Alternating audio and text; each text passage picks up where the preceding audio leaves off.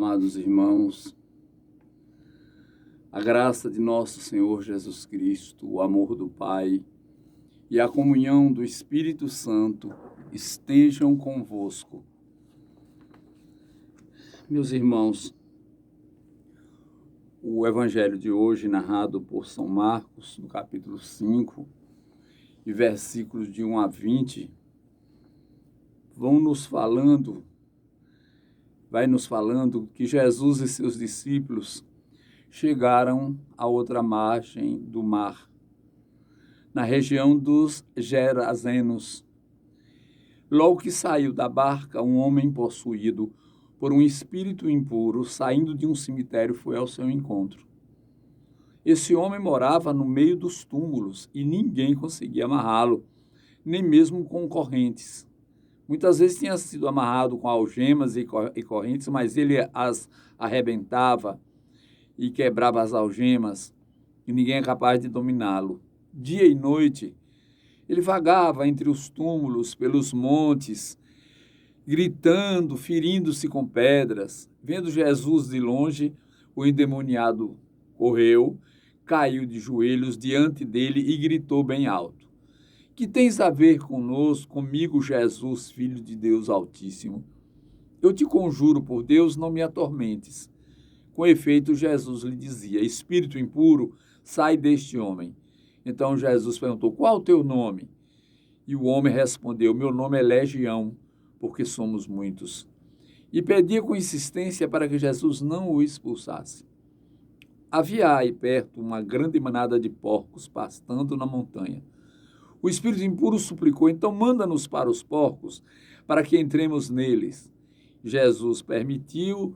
Os espíritos impuros saíram do homem e entraram nos porcos. E toda a manada, mais ou menos uns 2.000 porcos, atirou-se monte abaixo para dentro do mar, onde se afogou.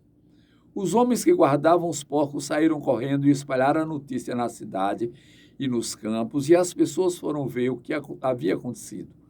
Elas foram até Jesus e viram o endemoniado sentado, vestido e no seu perfeito juízo, aquele mesmo que antes era possuído por legião, e ficaram com medo. Os que tinham presenciado o fato explicaram-lhes que havia acontecido com o endemoniado e com os porcos. Então começaram a pedir que Jesus fosse embora da região deles. Enquanto Jesus entrava de novo na barca, o homem que tinha sido endemoniado pediu-lhe que o deixasse ficar com ele. Jesus, porém, não permitiu. Entretanto, lhe disse: "Vai para casa, para junto dos teus, anuncia-lhes tudo o que o Senhor, em sua misericórdia, fez por ti." E o homem foi embora e começou a pregar na Decápole tudo o que Jesus tinha feito por ele, e todos ficaram admirados. Veja, meus irmãos, que é interessante a atitude dos que pedem a Jesus para ir embora.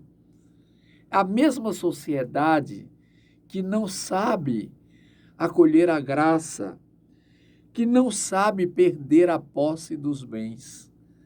O que significava para eles não era a cura do endemoniado, mas a manada de porcos que se precipitara no mar.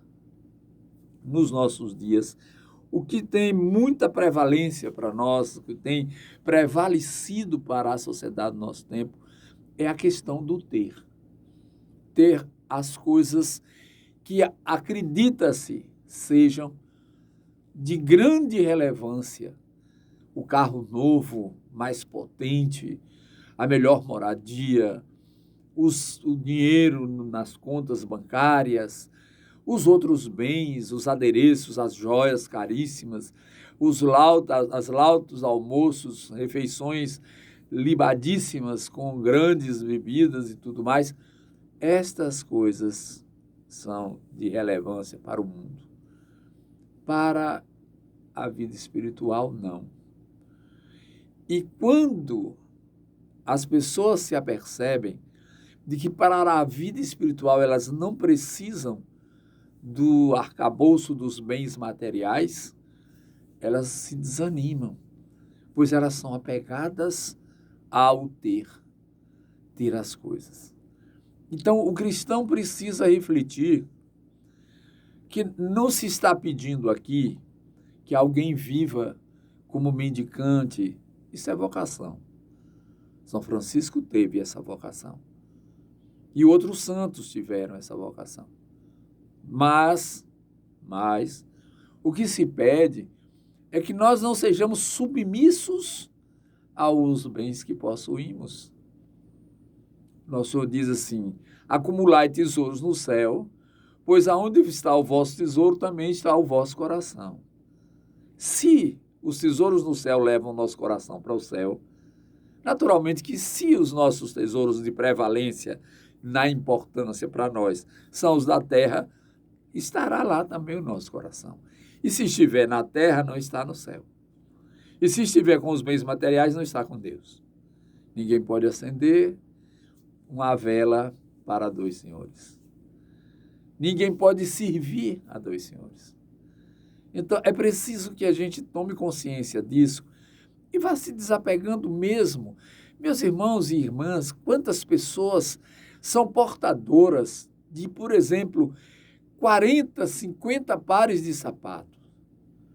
Eu recebi aqui na paróquia uma doação de 85 pares de sapato de uma mesma pessoa, que precisou me trazer estes para dar lugar a outros, porque já não tinha mais onde guardar. Foi uma loja. E agora eu lhes pergunto, quantos pés temos nós? Essa coisa de você se subalternizar ao ter, em prejuízo de sua própria salvação, de sua própria alma.